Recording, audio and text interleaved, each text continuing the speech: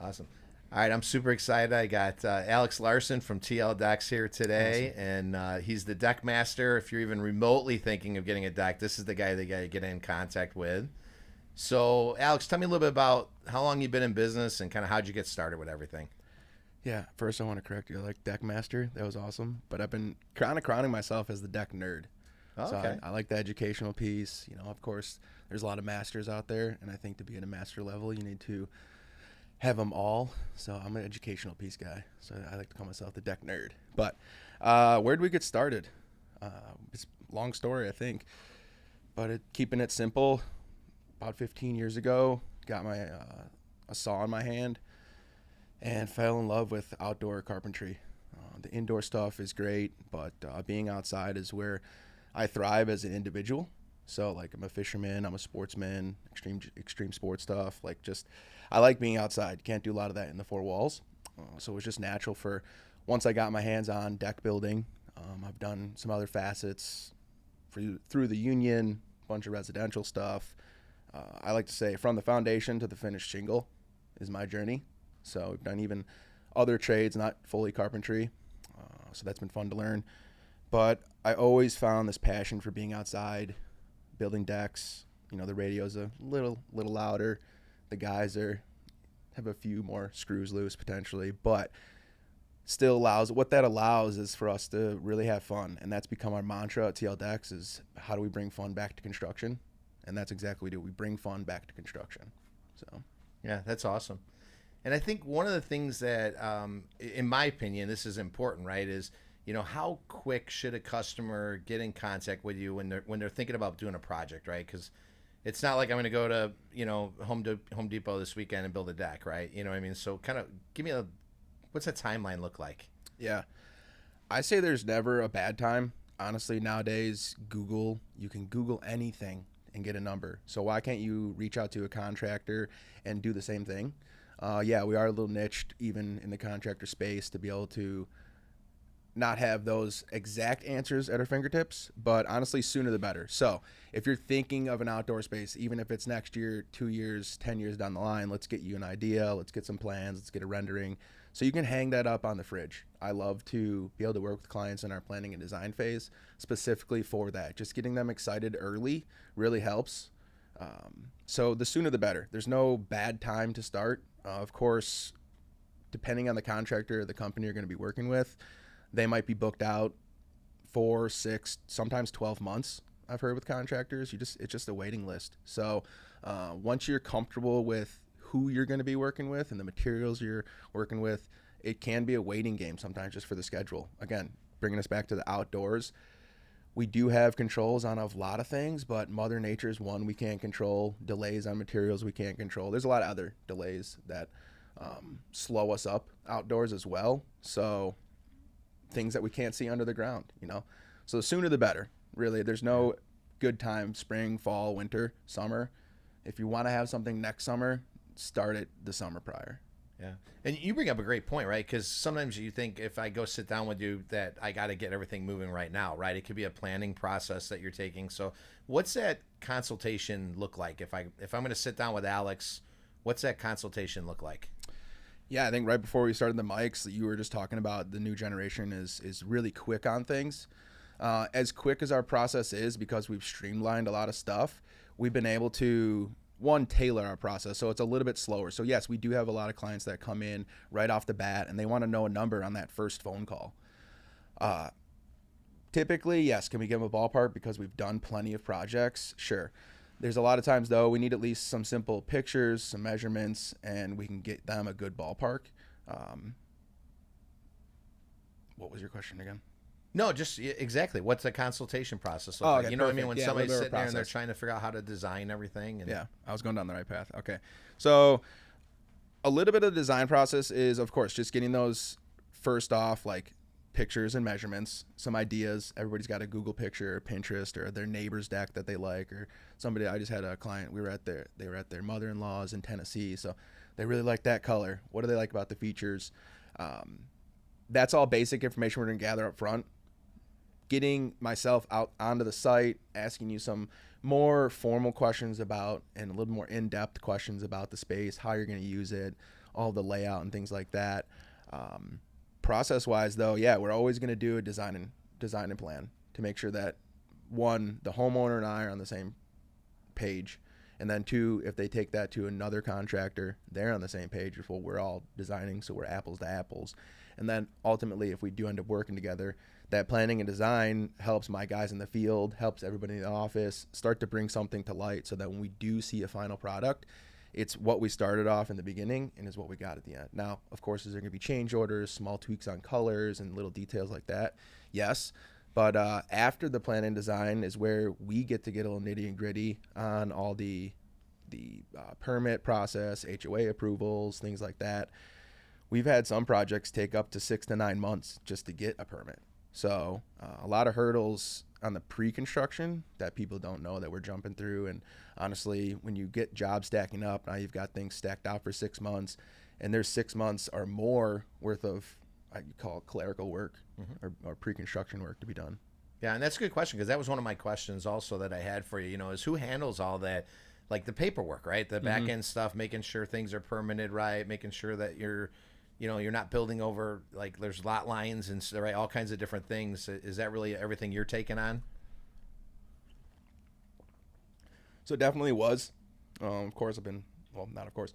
At this time, I've been pretty blessed with creating an awesome team around me, and we've got a front-end manager. She's got a lot of names as far as director of first impressions. She answers all the phones now and emails and messengers. She does all the permitting processes. I do the planning. So after I sell a job, and even prior to that, Christine is doing the inquiries, so she sets up the appointment. Then I take it over as a salesman, get the client through the sale. Christine will take over, and then I do the plans and the 3D rendering still. I'll handle all of that. Then Christine takes over. She does all the permitting and really all the back end work. She keeps in contact with all the clients up until about a month or so out. Then I take over again as project manager. So yeah, we're in the process right now of trying to hire one of our current guys as a project manager, allowing me to take off another hat. So yeah, back in the day, it was bootstrapped. It was me, another gentleman who's been with us since day one, and he can contest, like, there's those days where I was answering the phone all day for phone calls or answering emails, and pushed him to be able to grow and learn and see how the company's growing. And him and I had a conversation last week. It was pretty incredible to see. We didn't think if we would have any of this stuff, but when we started setting goals and just talking about it more and more, we do. So there's a big team behind me. When I say big, we're still only about 10 guys deep as far as what it takes to run it. But yeah, I think that kind of answers your question there. Yeah, no, that's good. You got a team behind you on that. It keeps things organized and keeps everything moving through the process. So communication is so key nowadays. Yeah. Let's get the elephant out on the table, right? So people always want to talk price, right? Mm-hmm. So decks can run. I mean, like, just give me like a basic little deck is going to run you X, and then one that we see like on the catalogs and on the TV that's all decked out can be as high as a number. What's that range for a deck, really? Well, let's just give you some examples of like kind of what we've done. Yeah. And we've got a small deck right now. We just sold. It's probably one of the smaller decks we're gonna complete is in the last year or so, and it's gonna be a 6x12. They decided to go all out though on this space. So alternative steel framing, the PVC decking, low maintenance aluminum railing. We're gonna be kind of trimming some stuff out. That came in just under $20,000 at about $17,500. We're looking at a project right now, working with a client. We're still in the planning and design phase since early May, and that project is almost going to push $200,000. I think by the end, with some other details, we're going to be a scotch over $200,000. So I mean, big range. And I know even then, like, there's plenty of projects that can be under that $17,000 mark that we're maybe not taking on anymore. But not to say that it's a price range. It's just really a scope. The clients and things like that. We're not tackling or jumping at every little project. Since we are booking out further and further, we're getting guys that have more and more skill. We want to make sure we're doing what we want to do, not just the client. So it allows us to then again look at those 200,000 plus projects where that's a 2,400 square foot deck. Not just anybody can handle it. It's all low maintenance again with high end products. So your average deck space, though, your 16 by 16 is going to be no less than the mid-20s if it's a wood product, with some of the details and elevations and things we're doing, and is upwards of, I've heard guys selling projects for $500,000, including different patio spaces and things like that. So yeah, it's crazy. And if you follow you on social media, I mean, you get to see some of the work that you guys do, and the quality is like over the top. You continue to advance yourself with training and education and stuff like that you're doing. So you've been able to stay top of line and top of market, on that front. So talk a little bit about products, right? So products have changed. I mean, back in the day, it used to be, right, you just built a wood deck, right? That was it. So what is the products that are out there now, and kind of what's going on? What are some of the trends? yeah. So a little bit of technology, of course, wood, tried and true. There's plenty between softwoods and hardwoods, Brazilian exotic things. Stepping into the low maintenance sector, I say low maintenance because a lot of people say composite. There's composite. Inside of that, there's a wood pulp base. There's a mineral base. Now here's where the deck nerd's going to come out a little bit. So follow along. There's a PVC decking. There's some there's bamboo. There's a lot of other things that are coming out nowadays. So first off, the grandfather of it all was wood pulp base. Came out about mid 90s. Was a revolution for the decking industry. Granted, 2006 was about the first time codes came out for decks. So between that mid 90s to 2006, a lot of that company produced a lot of that. There's a bunch of different companies that also piggybacked off that, and let's just say it's come a long way, from what it was to what it is now. There's again, I don't know if this is an educational type of podcast that we're going to get into, but really with all those materials brings different price points, brings different textures, colors, variations we can do. Some of the stuff has different thicknesses, so we can't use it, but I just met with a client yesterday that wants to use a composite for the main field and incorporate some PVC and some other spaces. So what that allows us is a lot of versatility, and not only, and I haven't used this line in a while, but I'm glad this is kind of popping up. So we have a lot of clients that'll approach us and go, hey, I want this as my deck. I want you to take this exact thing and paste it in my backyard. I go, okay. And I'm looking at it as an educated deck builder going, oh, that's PVC decking, and those are these railings with these lights and things like that. And you're like, yeah, you're looking at a $65,000 project. And they gawk and they go, oh, what do you mean? And I go, okay, it sounds like you're looking for the look, not necessarily the materials. We can achieve that for sure. We can achieve that magazine cover, that Pinterest photo, the neighborhood that you didn't think you can afford. We can put that in your backyard because nowadays there's so much versatility in materials, and it doesn't necessarily have to come down to the highest thing that is spec'd for the $3 million home. We can make your average home have that backyard space that you want to walk out to, that you want to enjoy, that you see in the magazine, just because of the versatility of materials nowadays. Yeah, and that's a good point, right? Because you don't want to overbuild a backyard too, for the house, because they'll never get that back out of it. Mm-hmm. Well, there's big return. Like that's one of the things I've been trying to do lately, is look at the ROI on the outdoor space. Now I'm trying to do, when I say outdoor space, I like to think of not just your deck. Yes, we come in and build the deck, but then a lot of times after, you're having a landscaper or a hardscaper come in to finish the space. From my research, decks and outdoor living is actually number 3, just super close behind a kitchen and a bathroom remodel. Really? That's awesome. So the outdoor living space is becoming huge, especially here in the Midwest. Honestly, when we get that short window of the summer, the kids are off for school, people want to enjoy themselves outside. We do have great weather here in the Midwest and other parts of the country as well. And how can we further and get ourselves outside? And I think we lost that a little bit with the pandemic, but I really think we also pushed that as well, for people wanting to be home because they were stuck there, and 2, just being able to bring family.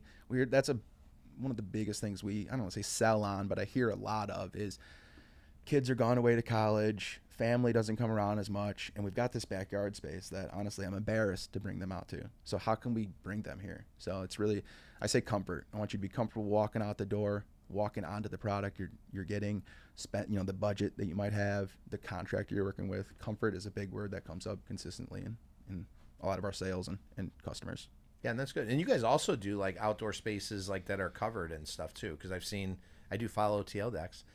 So I saw the one that you did where it was a multi-season room that was out there and stuff like that, which is, I think, awesome, right? It extends your time out in the backyard. Yeah, Christine last week, one of her big things was that she brought to the meeting that she's like, I think everybody that called this week wanted a screen room. So it just shows our growth. We've been getting, doing more unique projects with more multifaceted items, more subcontractors. As far as we handle primarily just the deck work. So as far as in-house, outside of that, we've got just a very small network of subcontractors that help us outside of that. But as we grow, we're seeing ourselves not only in the unique home spaces and the landscaping as well, properties and stuff like that, but as well bringing in not just the deck, but a paver patio or concrete, and then adding some sort of structure around it, whether that's just a screened area or bringing in, as you saw, maybe with a sunroom or screen room. We've got a screen room we just finished. We're currently working on a sunroom. We've got a deck with a patio paver off the side of it. So yeah, a lot of people are wanting those different textures and different areas to try to enjoy. And we've got a couple of fun projects coming up that are on your average size. So your average neighborhood in here in the Midwest, nothing, extravagant, with just your average size deck, but they're also trying to squeeze a little bit more out of it. So the one is having a patio paver, some privacy walls, a fun hot tub and things like that. How can we get you the most out of your backyard? So it's really, it's ramping up. That's cool. Yeah. And how long are decks lasting nowadays? Yeah, great question. So honestly, and this is one of the things I always bring up in the sale, is it doesn't matter if you've got a 20 to 25 year product or a 50-year warranted product on your deck, they should all last you a lifetime. And how are you going to achieve that? That's going to be the installation. Yes, a lot of, you just grab a deck board off of the shelf, look at it like it's a piece of wood.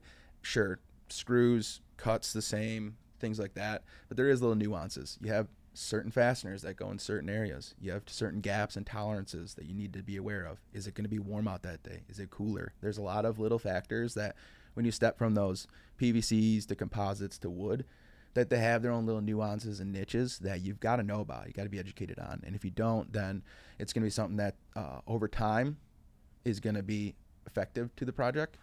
So we say longevity all the time too. Not only comfort, but we want to make sure that you're investing in something that's going to last. So yeah, our biggest gripe in the industry, I would say as a whole right now, is wood. And yes, we've had everything built out of wood for hundreds of years.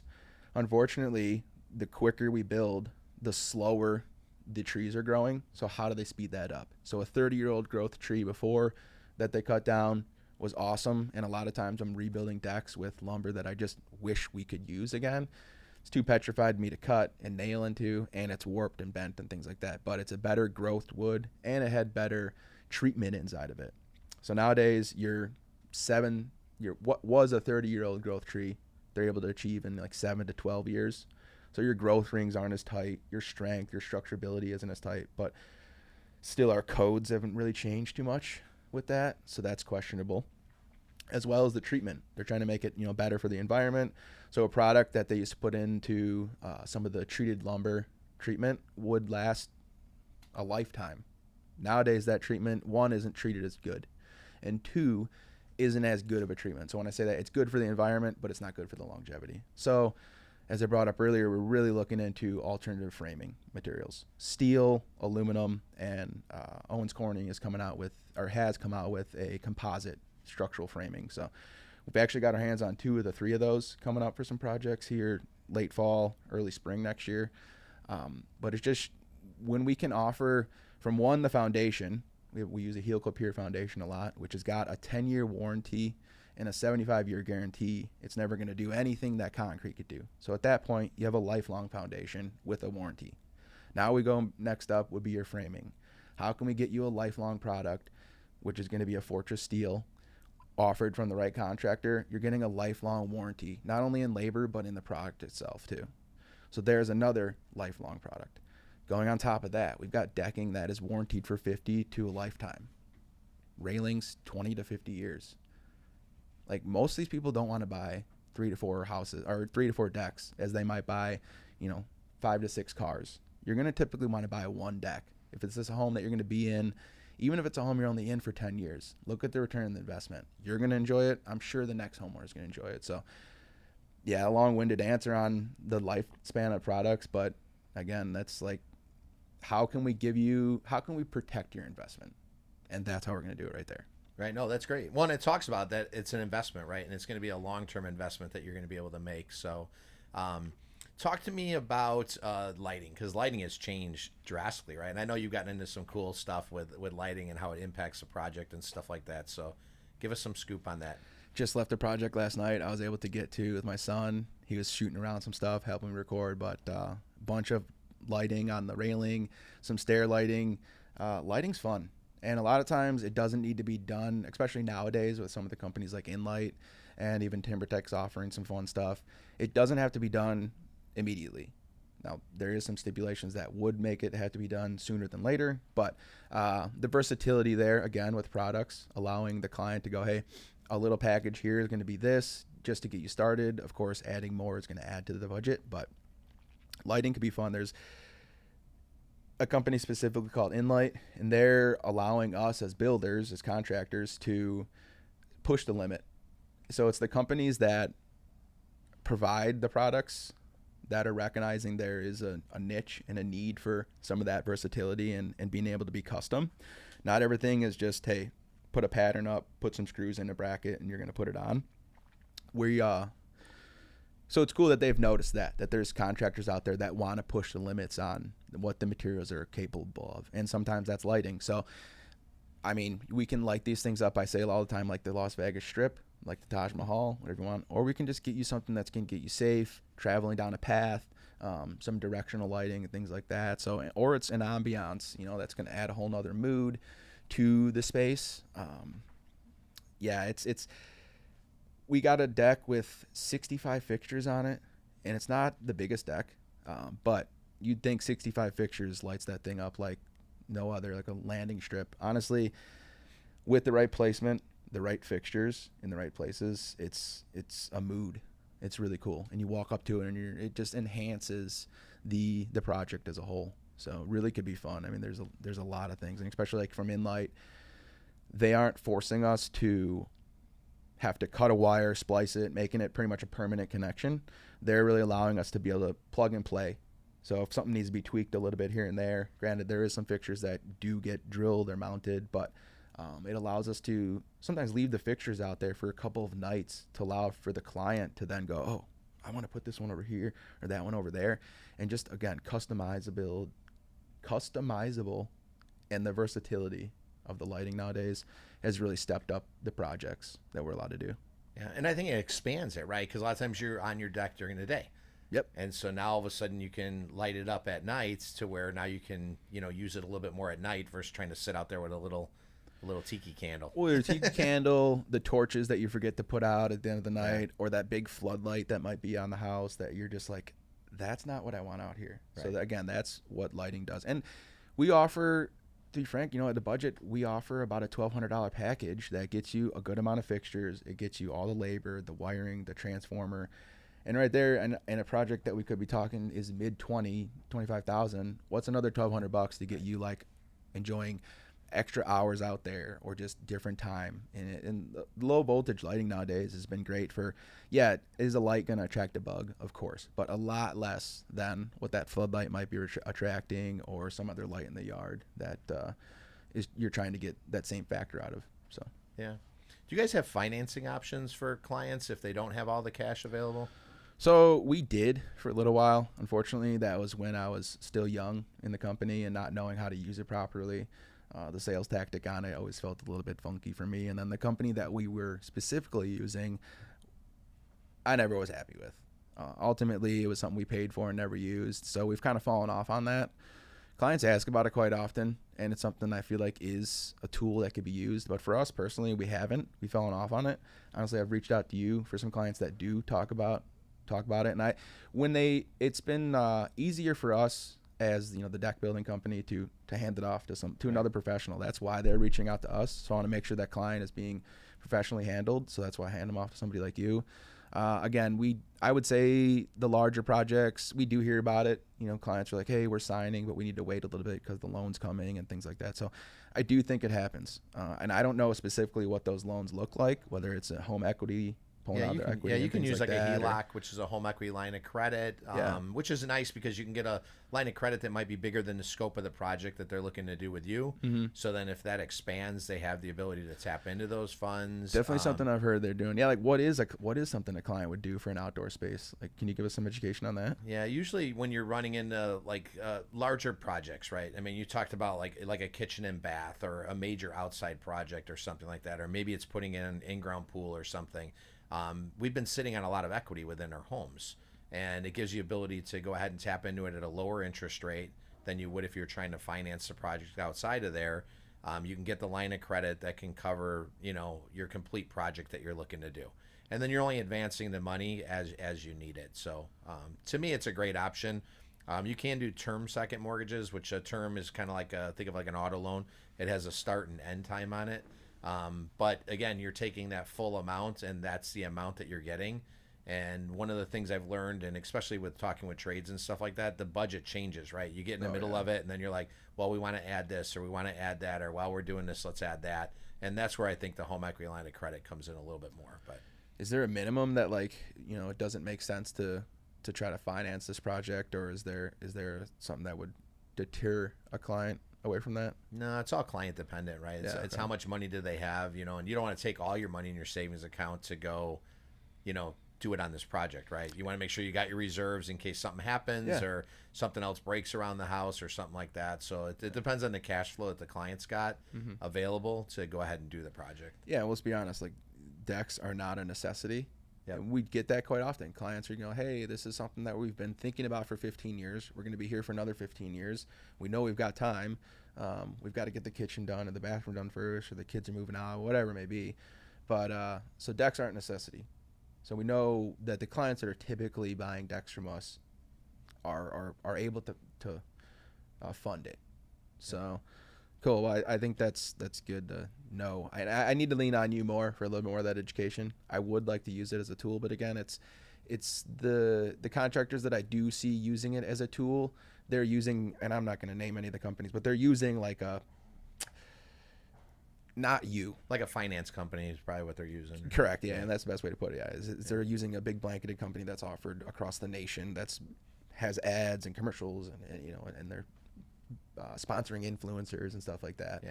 To where I'd rather make a relationship with somebody like you that I know that is going to shoot my clients straight, give them what they need, personalized, than trying to deal with. And a lot of times, so our proposal does have an option in there, and it's third party from me. I have no idea what it does, but I've clicked through it a couple times just to be interested in it. And they're always high rates, and granted, I'm sure a lot of that is, but it's not tailored to exactly what they'd like. So they do turn it down a lot, and I'm sure we've lost some sales just from that. But again, those are the tools I've used so far to try to help our clients. Yeah, good. Yeah. So one of the things I love to do when I get people that are in a field on here, because I know when I get clients that call me, I wish they would ask the right questions, right? So being in the industry, knowing that these are questions that, right, because they're going to talk to maybe one or two or three contractors, right? Mm-hmm. Potentially is what they're going to do when they're trying to get a bid for something.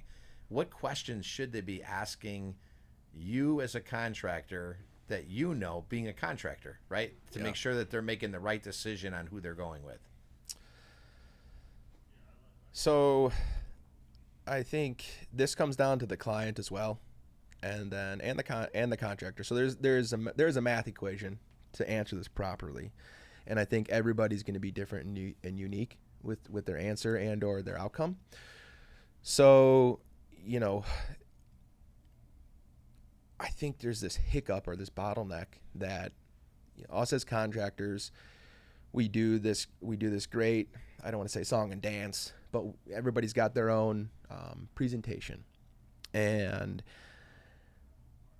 everybody's got their own way of doing things. So the hiccup there, the bottleneck there is we can sell all this work, but then how do we produce it on the back end, I think is a big hiccup. Why I bring that up is a lot of contractors either A, have a larger outfit, or B, know, hey, I can only handle so much and I only book out a couple of weeks or a month or whatever that may be. So I think the client, it's on the end of the client. What is their expectations? especially with decks and being outside, we can slow things down, and we can push out. And at TL Decks, we're in-house crews, so we're not subbed as far as our builders.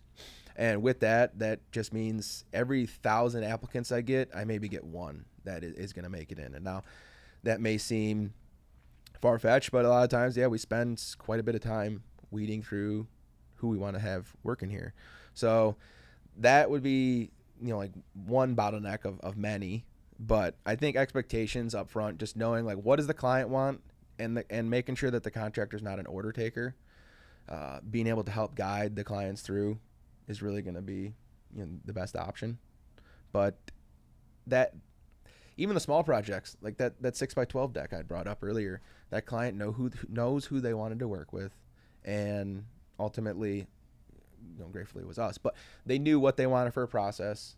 The material, everybody can offer the material. It's not like you need to be, you can go to Home Depot or Menards and get it, pretty much. So with that being said, was that your...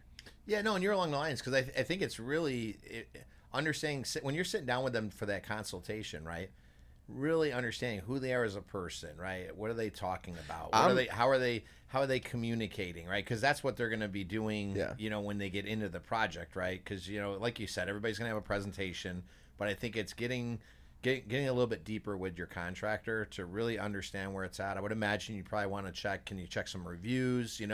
See some finished products that they've done, and stuff like that. Because people are going to tell you if you're, your reviews are going to tell you, did they finish the project on time, on budget, or whatever, or were they delayed, or because that can push you way back from what you're trying to do. Maybe you're trying to get it done for a graduation or a wedding, or something that's important that's going on in your backyard. And if you pick the wrong person, that's going to be bad. Yeah, we try to do as much pre-qualification as possible to answer those questions. So, of course, there's going to be educational questions. I think we can go over some of the main questions that people ask a little bit later, but I think really it's just the expectation and knowing that, again, being outside, we don't know. We had to bring in an excavator on 2 projects, which pushed us back just 2 weeks on those 2 projects alone, which then pushes the whole line. So, again, I can only grow the company so far before I'm just running a zoo.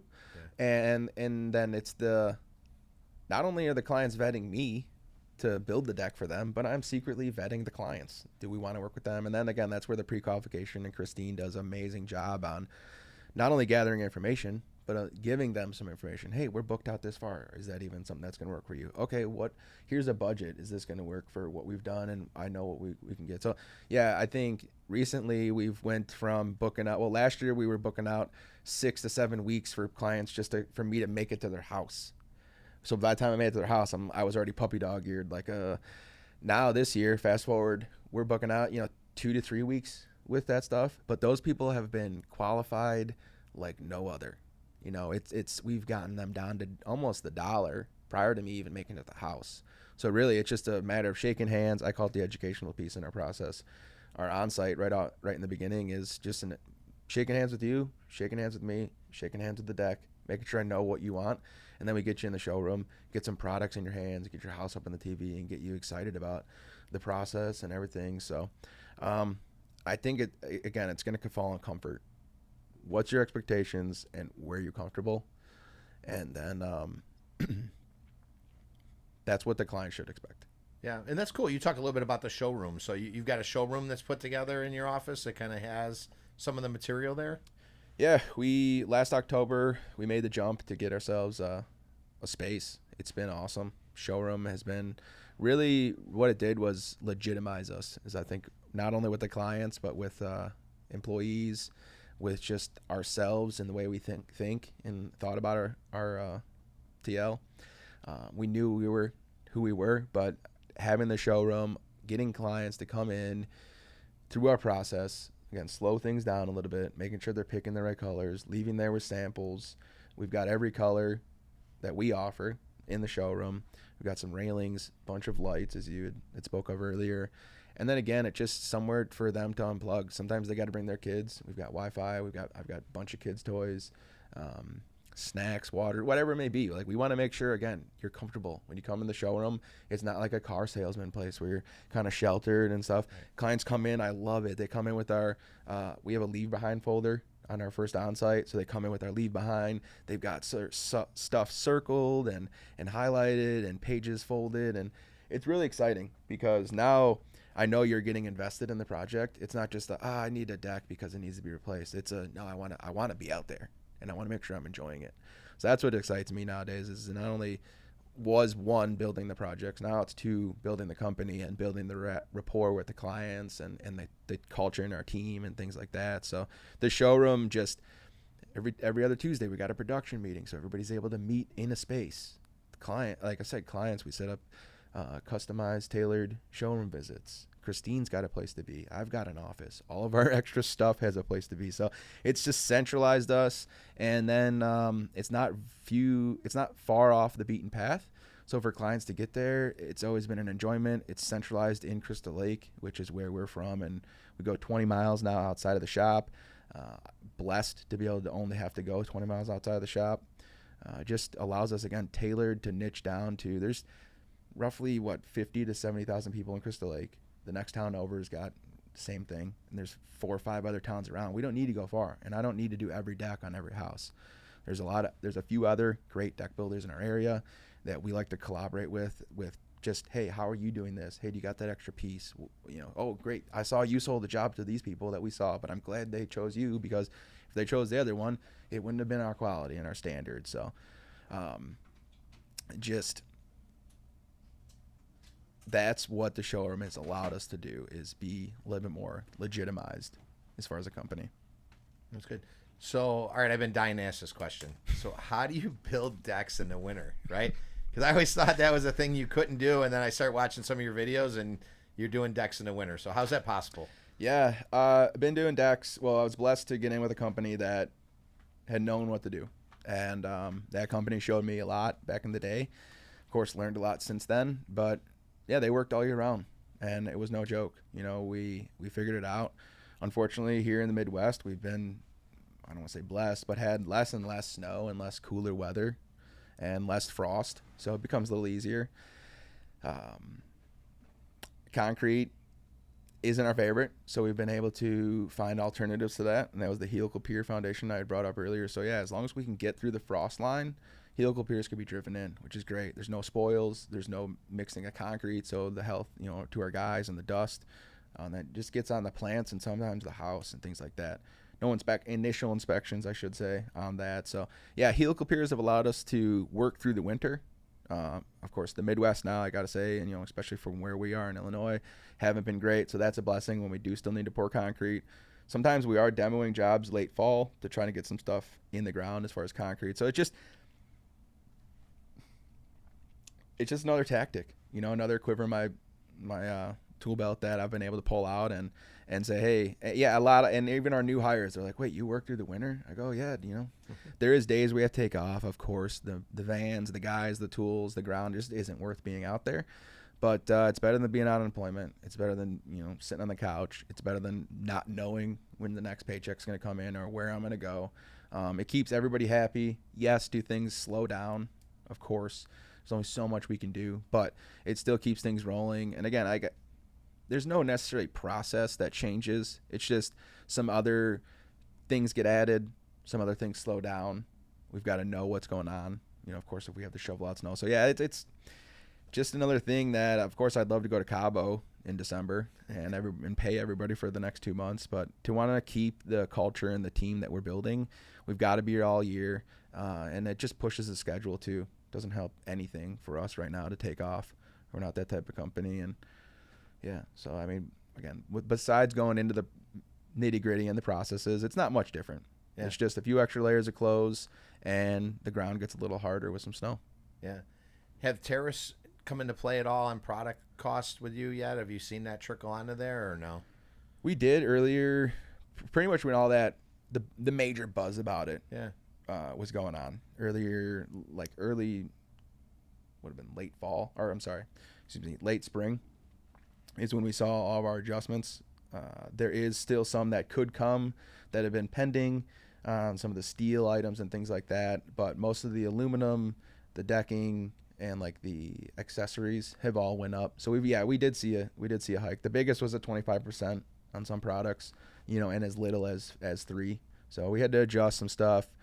We were able to get ahead of that early with some of the coaching and just the other groups and people and companies that I know, and being in with some of the companies that we install. Just, hey, like, what's going on? Being intent on making the phone calls, the emails. I'm sure some of it seemed a little bit monotonous or over the top, but we want to protect ourselves, which is then in turn protecting our clients and our guys and our employees. So yeah, we had to get ahead of that. There was a small change, but it wasn't anything. It was just the material. It's not like my hourly rates went up Right. and my rent and all my gas. It was just some of the material, and a lot of it is still produced here in America or the U.S., but a lot of it involves outside products to create the final product. So that's where some of it went off. So it wasn't, I mean, I know some products went up 50 to 100%, whereas we didn't see that. I did order about 6 jobs ahead of time prior to that I had sold, that I knew had, a large amount of railing on it, and we're actually just starting to produce and finish up a couple of those jobs that I had ordered, so that I could just not be hit, because I wasn't able to make that adjustment prior on those proposals. Yep. to the switch in the industry. So I was just, my lumberyard, luckily, good relationship with them, and they're like, yeah, we'll order it, we'll get it here, and we'll make sure it's safe, so that when you install it, it's not at that advanced price that I wasn't bid for. So good. And then it makes everybody happy. I'm happy, the client's happy, everything was done proper. So that's how we got ahead of some things with the tariffs. Good. Yeah. Yeah. So how has social media helped your business? I mean, yeah. We're not an influencer, but definitely social media has allowed us to just be consistent and relevant. It allows me personally to get into the community of other deck builders throughout the country, and make relationships with them enough to call them at any hour of the day and say, hey, what fastener did you use, or who'd you get that from, or how'd you do that? It's fun to lean on those people. So social media for me has been a great tool to use for the company. Now, I've got an art background. I loved cameras, mainly behind them. Recently been trying to get in front of them. And so that was an itch that I was able to scratch just with the company being, hey, we need to be relevant. We need to be showing clients that we're out here doing stuff every day, every week, and that we're not just selling projects and kind of sitting behind the desk and not knowing what's going on. So yeah, it's an easy tool for us to just be there, and being consistent on it is the hard part on my end, I think. You always want to have this level up, and this year was one of the years that I was like, we need to level up not only our consistency, which we've been good on, but just our overall production and what the end look is like. So it's been huge to answer your question. Never, don't give up on it. I guess if somebody's listening to this and they're like, oh, that doesn't matter. Like it does. And the consistency on it is what you're always going to grow. So, you make a post, you're going to laugh about it in 10 years, but in 10 years, you're going to be a professional.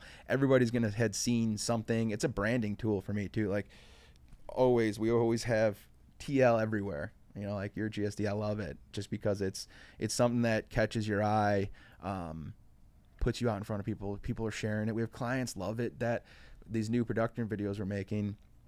Clients are like, can you send me that? I want to send it to the rest of the family. And I see clients, now I don't see all the messages coming through, but a lot of times I'll see a client like the post, or, they're messaging us going, oh, I'm so excited that you're at our house. And it just keeps everybody involved. And it's you can't get away from it. If you're not in it, then that's the easiest tool that's going to sink your ship, honestly, right there.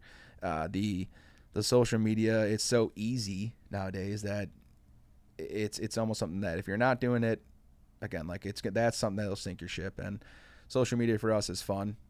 So anything that's fun is going to be incorporated in our company. Again, that's our mantra, bringing fun back to construction. So I don't know if that answered your question, but it's showed us that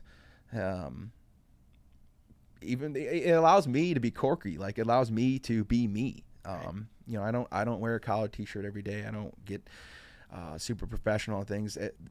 Professional I get is about right here. Our sales calls, our sales meetings with the clients, but right off the bat, clients are knowing who I am, and that allows me to show the clients who I am, so they know who's showing up. You know, they're not gonna get the salesman that doesn't know the company and or couldn't answer the question that video was yesterday, whatever. Like, it allows the clients to know who's coming. So you're always real. I mean, that's the one thing I've noticed. I mean, you can almost throw a salesman out, you know, within the role, and it's Alex coming. You know what I mean? Because that's who you're gonna get. You're the same guy. Every time I talk to you, you're the same exact guy. You know what I mean? It's just Alex. That's, you know, you can pitch that other piece of it. But so one of the cool parts has been watching you kind of grow as a business and as an entrepreneur. So what advice do you have for like that young entrepreneur that's coming up behind you, right? That you want to kind of share with them if they might be listening to this? That's a great question.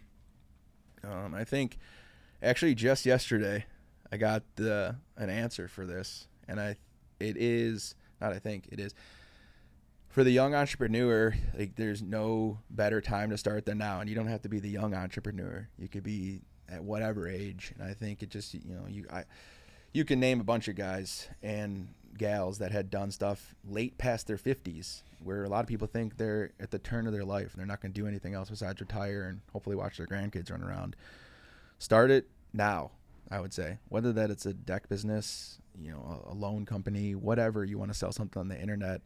The young me, I would say, just like start sooner than later. There's nothing wrong with failing. And a good friend of mine brought up failure recently as a powerful thing. You know, we look at failure as a whole in our society that it's a bad word. You know, you don't want to fail, but you put yourself in the gym, and taking yourself to failure is where we all want to go, typically with your sets and things like that. So his was, you know, fail. Go out there and fail. See what it's like. Get your hands dirty. Bootstrap whatever you're trying to do. Not everybody has the background, the finances, the education, but a lot of what I've learned as far as business just came from hard work. So yeah, and I think I was watching something the other day, and it talked about, you know, speed to execution, right? Because a lot of times people think about ideas and then, you know, they just sit on a shelf, right? It's just be speed to execution, fail, continue to fail, adjust, adapt, right, and continue to tweak it. But you keep moving forward, and that's where a lot of people give up. They're so close to breaking through as an entrepreneur or in a field, and it's literally like steps away, but they gave up. I love that. I don't know if it's an old comic from the newspaper or whatever, but it's two guys, and they're both mining, you know, right ahead of them, and the one is like one hit away from the diamonds or whatever, and the other one is 20 hits away from the diamonds. Well, the one that's one hit away from the diamond is the guy. He's like turned around, he's given up, he doesn't know that one more half strike he'll be there, and the guy down below is, you know, just picking away at it and just not giving up because he knows the diamond is there. So I think, it's just not, you know, that $1 million idea is right here. It's sitting in the room. It's whoever's listening. It's buzzing in your head. So go and try it, and fail at it. And I think the other piece inside of that too is getting yourself in the right room. So not necessarily, you know, a breakfast or whatever, but just get to somebody that's failed in front of you, and their willingness. A lot of times they don't have a lot of people that are asking them those questions. So when they do hear that, it's a who asked that? I want to get what I have in my head into yours, because if it's not in yours and it's in mine in the graveyard, who's gonna know it then? So I think a lot of times is just get yourself a mentor, get yourself a coach, get yourself in a group of people, like-minded people that are either going in the direction you want to go or have been at where you want to be. That's huge too. So the younger you can be, a little bit, is it selfless, humility. You know, the sooner you can kind of drop your ego, and a lot of people don't realize that they have the ego, but they don't want to hear the external noise that sometimes they need to open their ears to. I just brought this up to the guys the other day. I said, guys, we got the blinders on. You know, it's great that you guys got your blinders on, but let's open them up. So I think everybody needs to hear that as well. Like, hey, yeah, you're on a path, and sometimes when you have the blinders on your path, you don't realize that, you know, again, the guy right next to you is already 10 steps ahead of you and is willing to help you, and there's somebody right behind you that, you know, you can connect that chain. So yeah, I think those are it. Just get started and get a mentor. Good. That's awesome. Yeah. All right. So I got one final question for you, and it's funny because on my last walk I was doing, I powered through a bunch of your Ruck Talk videos. Nice. Love it. So tell me a little bit about the podcast that you started and why you started it and all that good stuff. Oh gosh, this could go into a whole nother podcast, but really short end, our short story of it would be it's a passion project for me. I've always wanted to be in front of the mic. I like just talking. That's why, you know, half the business got started is because I'm just a people person. I got a lot of knowledge, I feel like, in my head, and I wanted to get it out in some sort of fashion, and I didn't know what that was going to be. So Ruck Talk was born, and Ruck Talk is me out rucking, walking. If you don't know what rucking is, it's walking with a weighted vest, and just delivering the message. Sometimes it's 5 to 6 minutes. Sometimes I've got guests on there up to 45. We've got a couple recordings in the books that are about an hour or so. So it was a passion. I knew I wanted to start some sort of podcast. Didn't know what. I'm in this accountability group, and last quarter, Q2, for my being goal inside of that was to start a podcast, and that's what it was. So I got 8 episodes recorded, edited. We've got an intro, outro. Its purpose around it is really the pain in the purpose, or the purpose in the pain. I'm sorry, and it's a motivational kind of podcast. It's something that, you know, on a Monday we put something out that's shorter, and on a Friday we're trying to put out a longer form so that it's just me speaking my mind. I don't know. And like I said, it's just a passion project at the moment. We've got some people reaching out that I didn't, you know, I'm surprised by and blown away that, you know, we're keeping conversations with on social media. Again, it's just a social media thing for me too, to where I'm able to just push more stuff out, push my personal brand out, what I believe in, and then again, yeah. So that's what Ruck Talk is. It's a podcast, short form mainly, and I'd love to have you on it, Bryan. You've been showing definitely like what the podcast breathes for sure. Yeah, that's in awesome. your life recently, and I'd love to have you on there. So yeah, give it a listen. It's on Spotify right now. Ruck Talk podcast, and let me know what you think. Yeah, that's awesome. Well, thanks, Alex from TL Decks, the Deck Nerd. I'm going with on that. So thanks for joining me today, and this has been awesome, man. Thank you, Bryan. All right, been fun. have a good one. You too.